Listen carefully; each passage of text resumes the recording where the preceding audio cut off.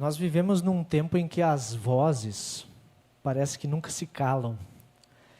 Antes mesmo de sair da cama, eu imagino que a maioria de vocês já tem o celular chamando com notificações, notícias, mensagens, vídeos, propagandas e assim a gente vai. Ao longo do dia a gente ouve vozes que nos falam sobre muitas coisas, sobre dinheiro, sucesso, política, sobre o cuidado do corpo, felicidade, espiritualidade. E cada uma prometendo algum tipo de, vamos colocar entre aspas, algum tipo de salvação. No estilo assim, se você fizer isso, se comprar aquilo, se votar naquela pessoa, se seguir esse método, então vai dar certo. No trabalho, em casa, ouvindo as notícias, ou às vezes até no grupo da família, nós ouvimos um coro imenso de opiniões, conselhos, alertas, cobranças. E quanto mais conectados nós estamos, mais difícil fica discernir, afinal, em quem eu confio. Qual voz merece realmente a minha atenção? Alguns se fecham numa bolha e passam a ouvir só aquilo que confirma o que já pensam. Outros vão trocando de voz em voz, de promessa em promessa, mas não encontram também aquilo que procuram. E é nesse mundo hiperconectado, barulhento, confuso, que Deus nos concede de novo um tempo de advento. Um tempo que Deus nos convida a baixar o volume de tantas vozes e voltar a ouvir com atenção as vozes que Ele mesmo levantou para nos apontar o Salvador. Por isso, o tema que eu trago para esse tempo de advento é as vozes do advento. Serão 4 cultos, 4 momentos em que nós vamos estar juntos a partir de hoje. E nós vamos nos deixar conduzir por 4 vozes antigas, porém sempre atuais. E a primeira voz é a voz do profeta. Nós ouvimos 2 leituras hoje. Isaías e Mateus. Os 2 trechos falam de futuro, falam de fim, de esperança, de juízo. E os 2 querem nos ensinar aonde está de verdade a nossa esperança. Aonde nós temos colocado a nossa esperança? Se alguém te perguntasse hoje do que ou de onde você mais espera alguma mudança para o ano que vem, do que ou de onde você está esperando as mudanças para esse novo ciclo que está chegando? Quais serão as respostas? Tomara que a economia melhore. Alguns diriam, tomara que mude o governo. Outros que gostam vão dizer, tomara que não mude o governo. E aí cada um tem a sua expectativa. Eu espero que a saúde melhore. Tomara que eu consiga pagar as contas, cuidar da família, ficar naquele emprego que eu estou.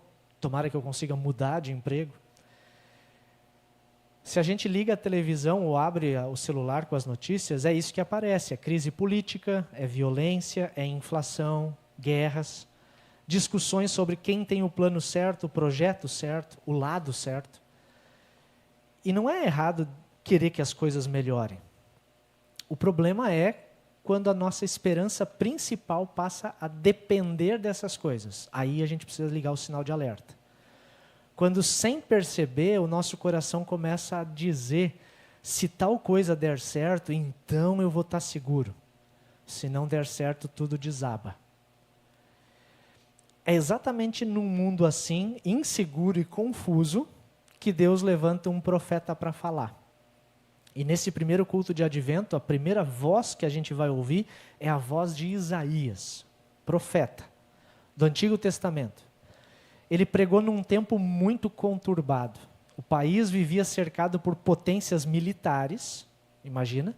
Havia medo de invasão, medo de perder território. O rei tinha medo de perder o trono.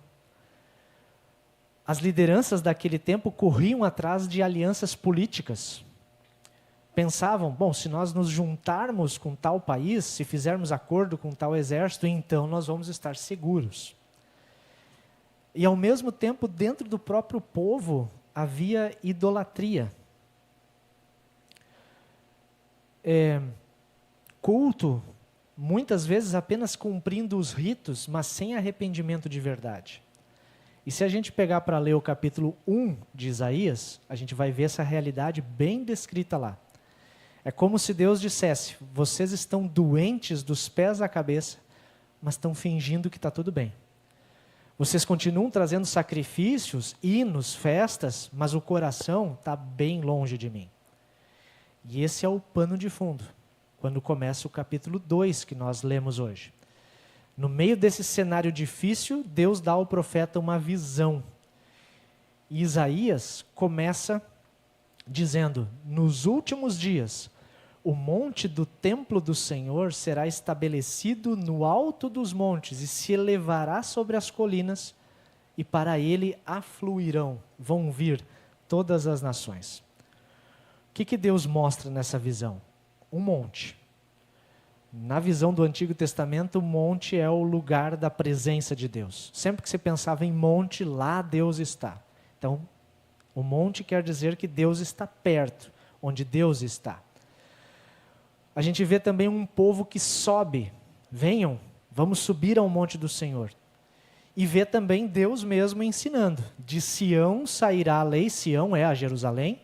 São palavras poéticas para se referir ao mesmo lugar. A palavra do Senhor de Jerusalém ela sai.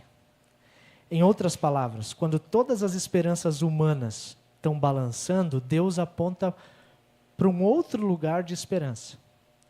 E não é um novo palácio, não é um novo exército, não é uma nova ideologia.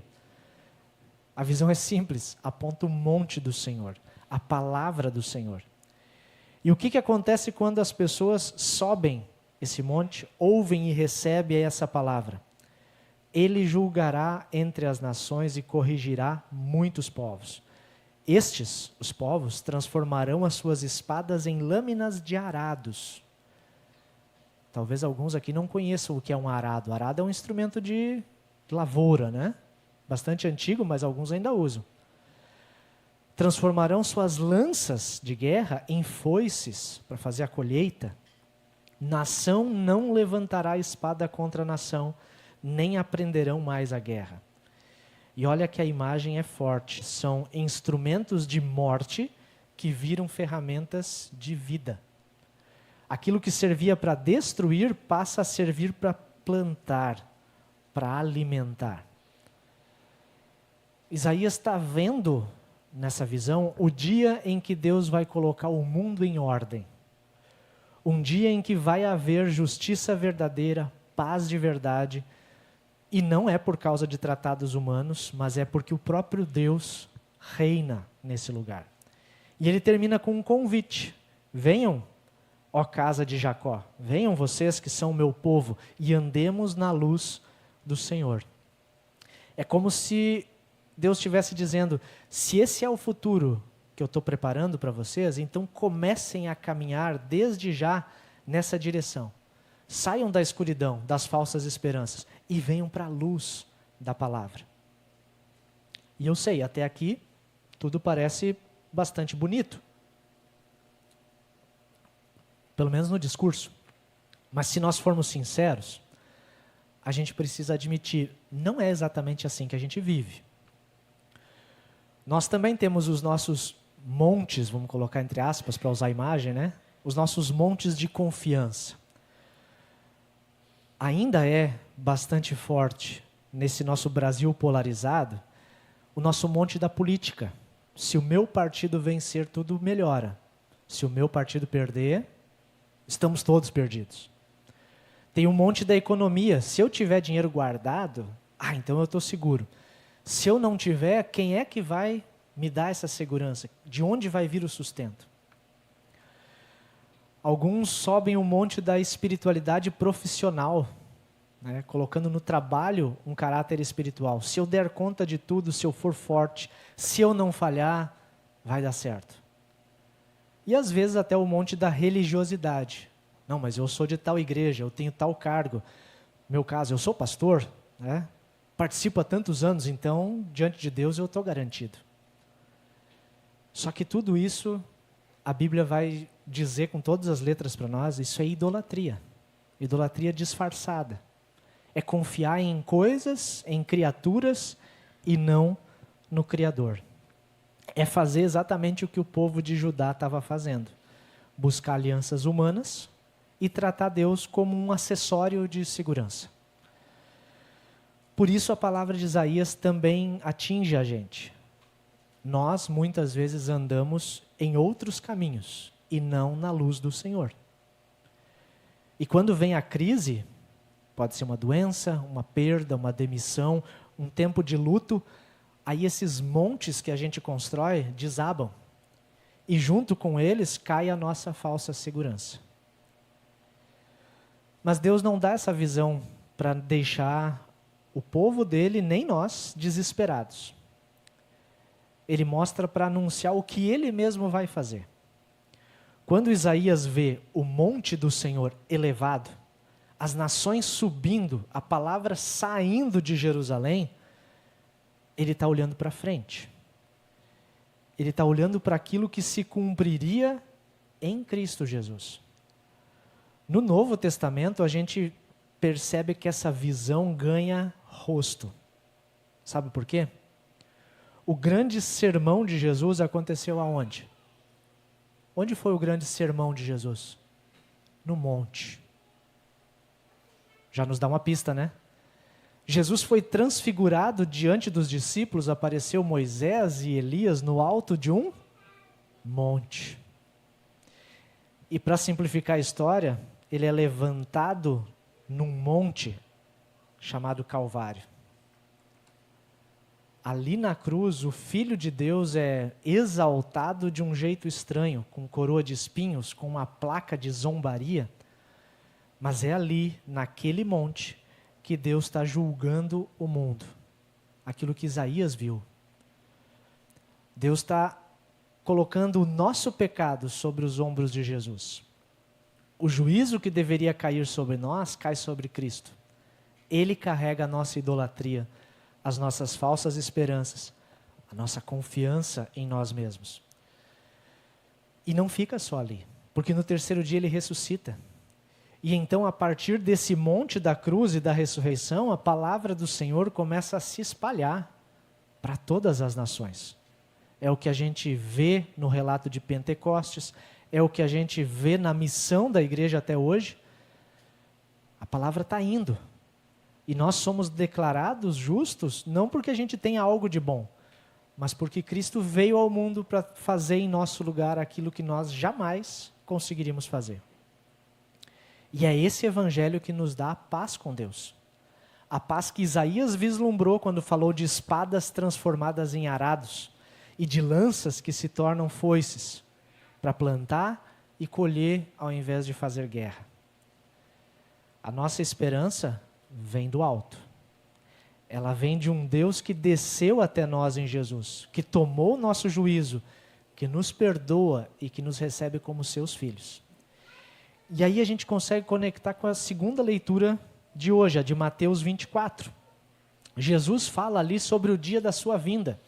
E ele diz, daquele dia e hora ninguém sabe. Nem os anjos do céu, nem o Filho, só o Pai.